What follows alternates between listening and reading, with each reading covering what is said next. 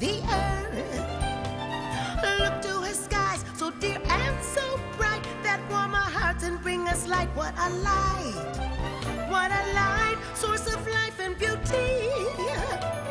She takes care, protects you and me. When all over her dazzling mountain peaks, the majesty of ages speaks. So how have we returned her love? By poisoning the skies above, burning down her marvelous trees, and pouring waste into her seas. So let's understand and face our acts. We destroy our earth, that's a fact.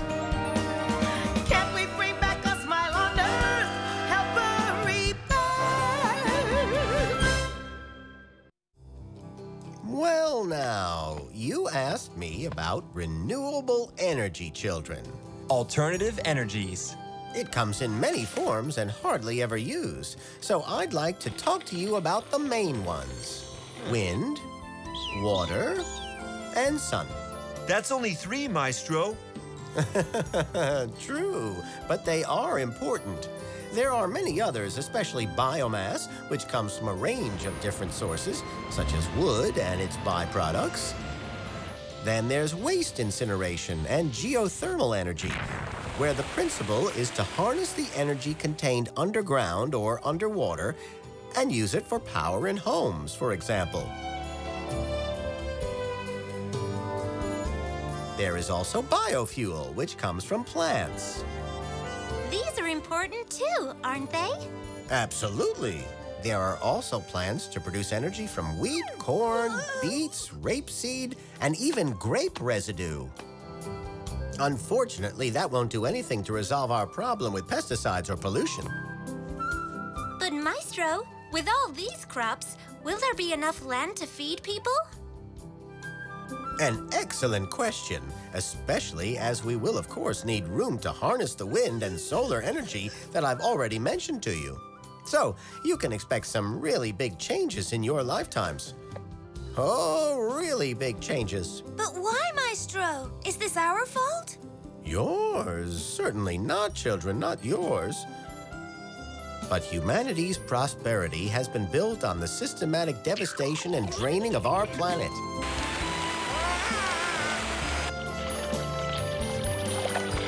On top of that, there's armed conflict with the aim of controlling specific regions that hold resources, such as oil.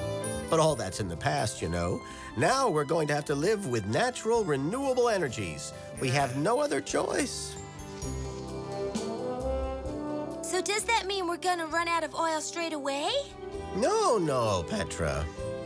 It won't happen tomorrow or even the day after, but we have to be ready.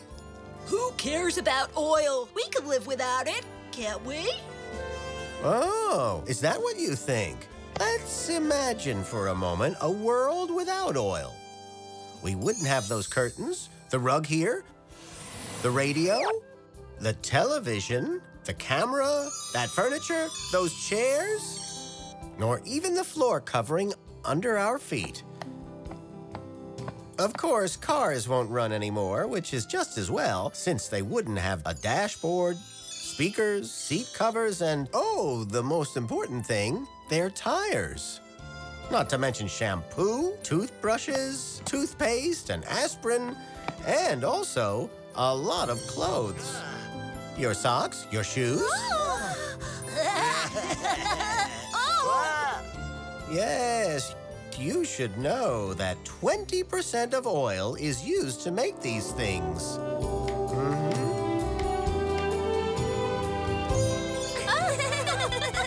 It is funny when you think about these things, isn't it?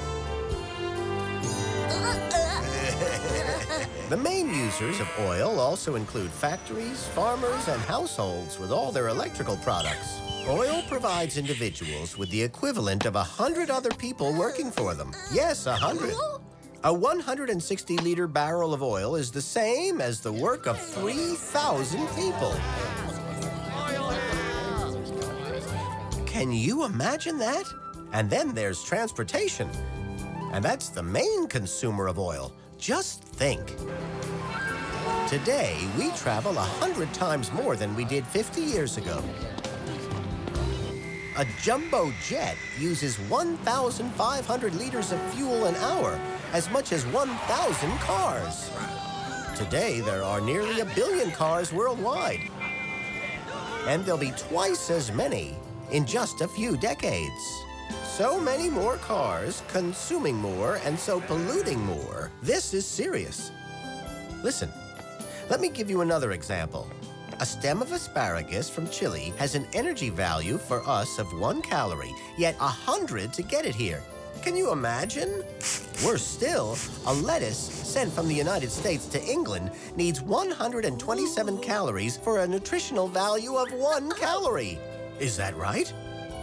Is that really reasonable? And are we among the quarter of the world's population that consumes 3/4 of its energy? Is that reasonable?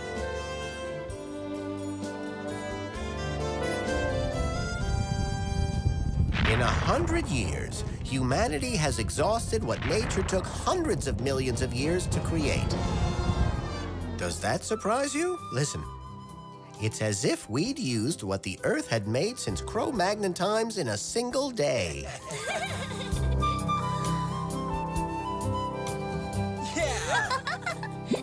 What's more, this frantic use of non-renewable energy sources has led to the emission of harmful gases and global warming. So that's why we can't carry on like this. But today, cars can run on gas and electricity. And on biofuels, yes, there's been progress, but with limits.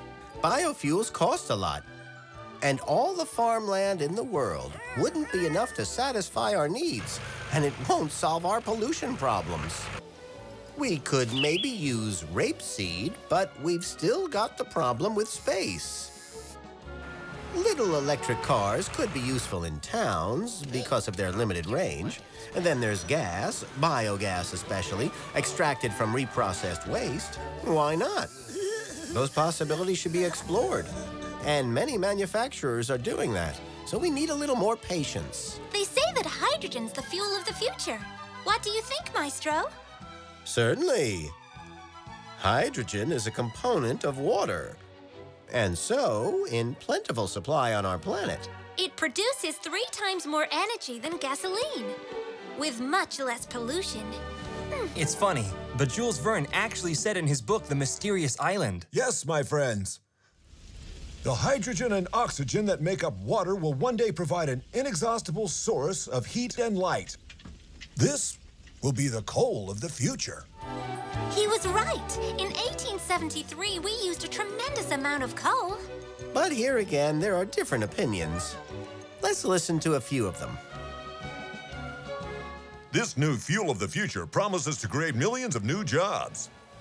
It is unlimited and non-polluting. It's a good idea, but producing it will cause carbon gases and consume more energy than we obtain. With the ongoing development of wind turbines and photovoltaic panels, energy production will become cheaper and cleaner. In any case, our dependence on oil is about to be revolutionized. Hydrogen fuel cell development is advancing. Yeah, but when will they be ready and at what cost? Well, the U.S. State Department has advanced $3 billion to develop and promote hydrogen fuel cells. And as production increases, hydrogen will become cheaper than increasingly rare gasoline. So then, Maestro, what do you think? Well, all of them are right. Think about it. An energy source for everything. Transportation, providing electricity, all of it. Inexhaustible, non-polluting, and cheap. It's a dream. First of all, man used wood as his energy source. 2 centuries ago, coal replaced wood.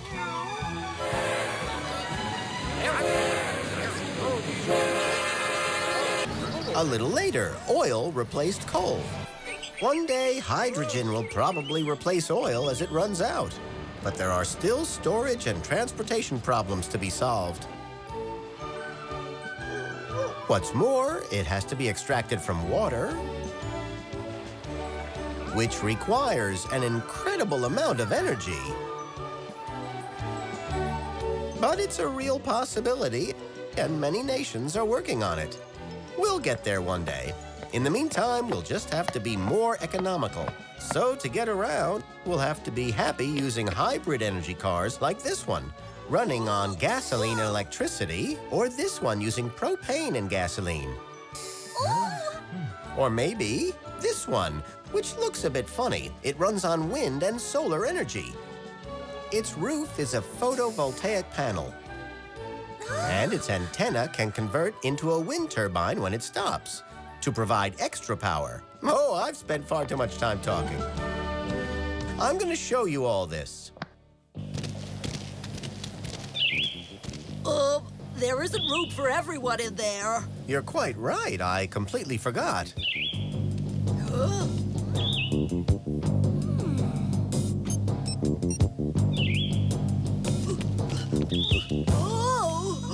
Climb aboard now. He's a wizard. I knew it.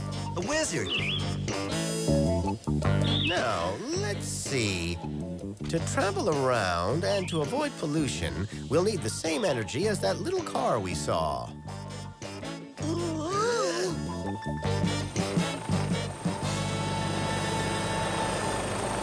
A wizard. Yeah, a real wizard. Good, that's it. We can take off now. Oh, look down there. Oh. These floats turn the movement of the waves into energy. Do you know why we don't do it on a large scale? I thought that scientists were working on it, Maestro. Yeah, in Portugal and in Scotland. There are too few resources and not enough conviction with the whole project. When I think of the immense potential it offers... Anyway, let's look at something else. Iceland uses geothermics as an energy source. Most of its inhabitants get heat from underground sources. Other nations are starting to see the possibilities. Even the Romans used it for their bathing.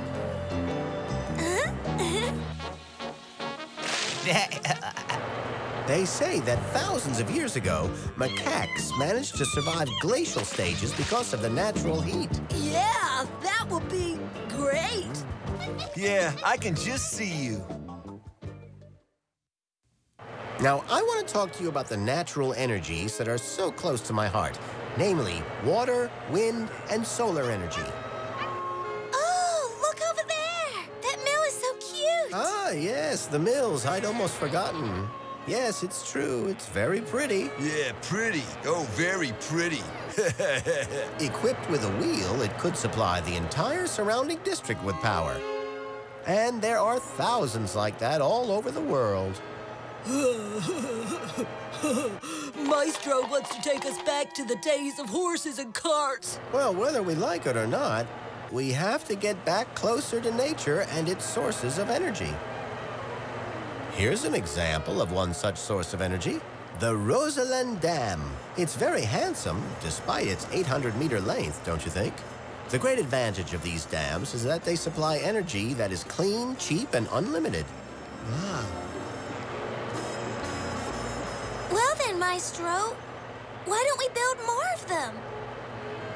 Because we've reached saturation point, Petra, my dear.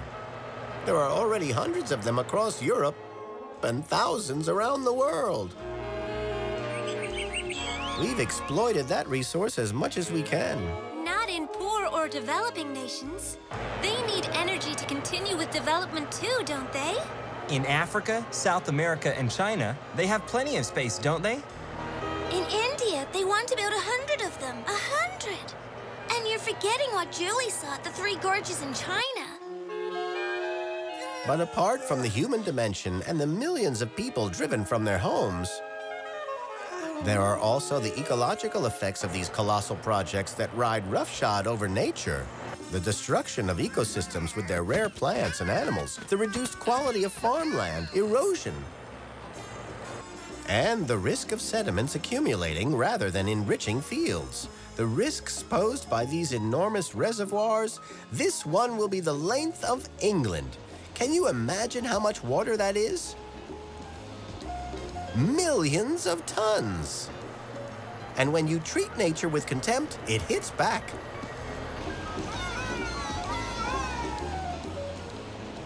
So does that mean that we shouldn't build any more dams? Of course we can construct more, as long as they don't harm people's lives or the environment. They can still be useful in the right locations, satisfying local requirements and ridding us of those enormous, ugly, expensive high-voltage pylons. Let's look at another of my favorite energies, that of the wind. Yeah, there were already feluccas on the Nile, some 4,000 years ago.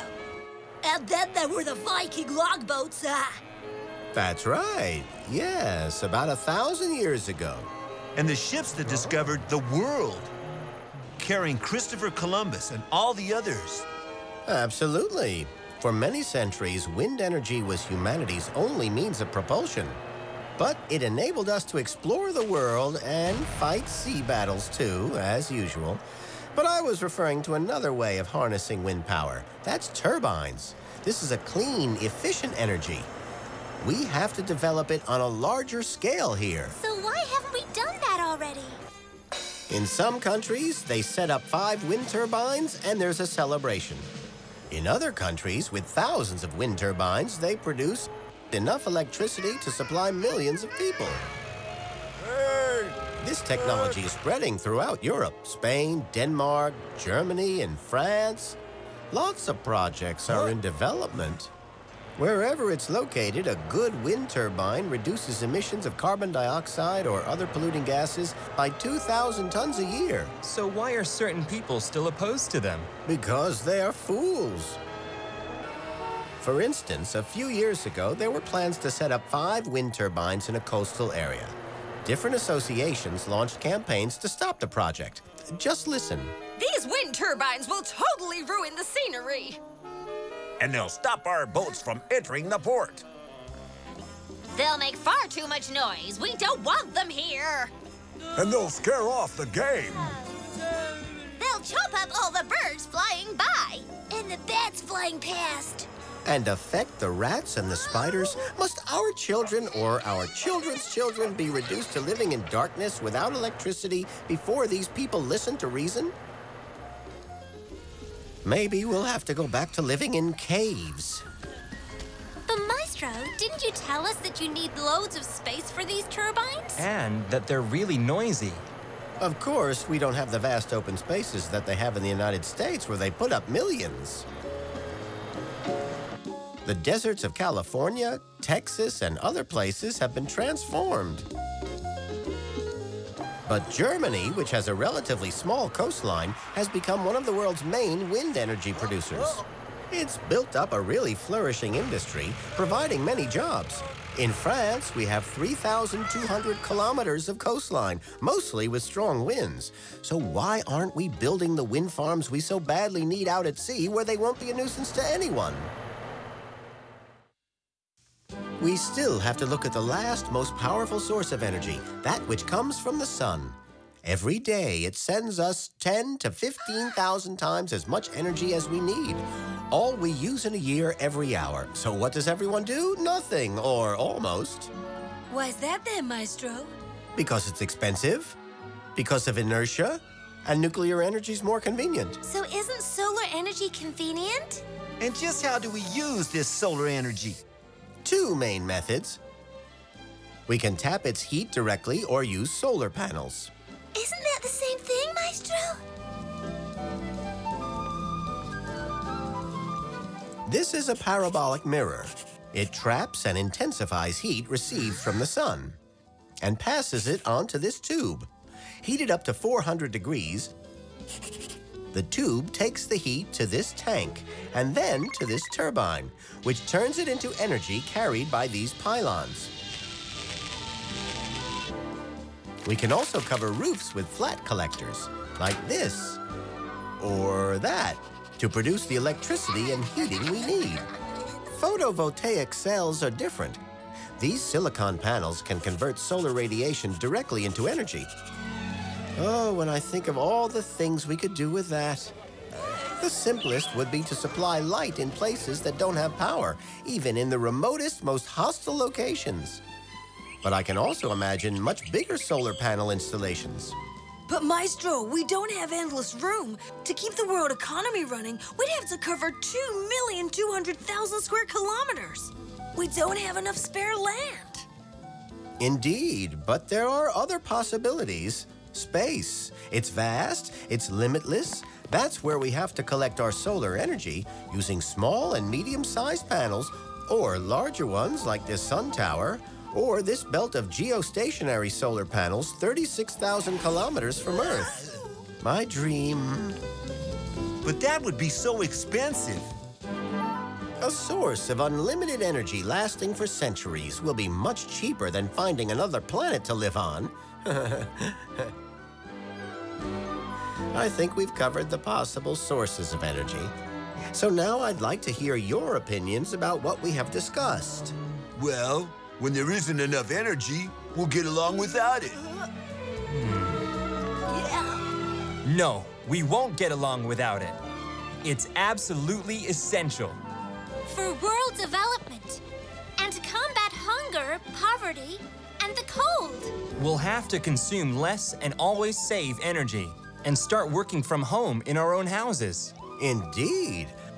Our homes use 40% of our energy consumption.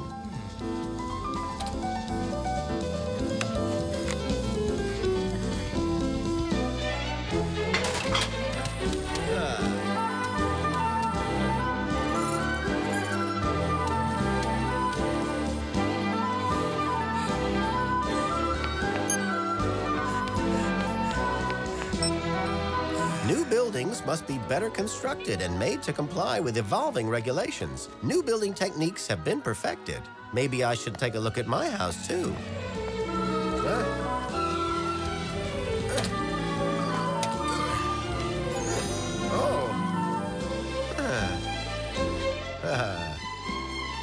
Yeah, we need the public authorities to help, encourage, and participate in these initiatives. Then there's cars.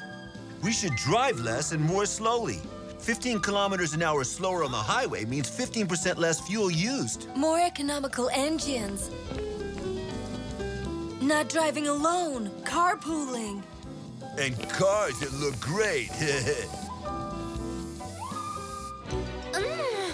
It's funny. Everything you say is also printed up in here. But on the following pages, look, there are loads of ads for big cars, SUVs and all that. Why's that? People should live much closer to where they actually work, or work from their home more, like they do in many countries via computer, for example. Use the bus and trains rather than airplanes that use so much fuel, or go by ship. And force industries, authorities, and some farmers to make the same energy savings as individuals in their buildings and with their transport. You see, Maestro?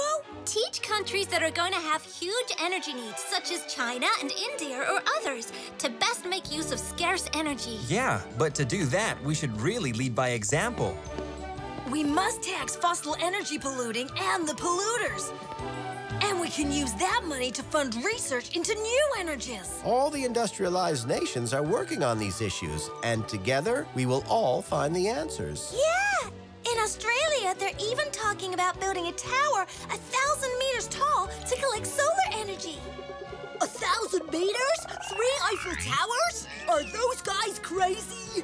While waiting for these answers, we have to drive less extravagantly and organize our homes, industries, and farms differently. It's not as if we're going back to the Stone Age, is it? Well, not yet. See the mother who gave us birth, our faithful guide and friend, the earth. Look to her skies, so dear and so bright, that warm our hearts and bring us light. What a light, what a light.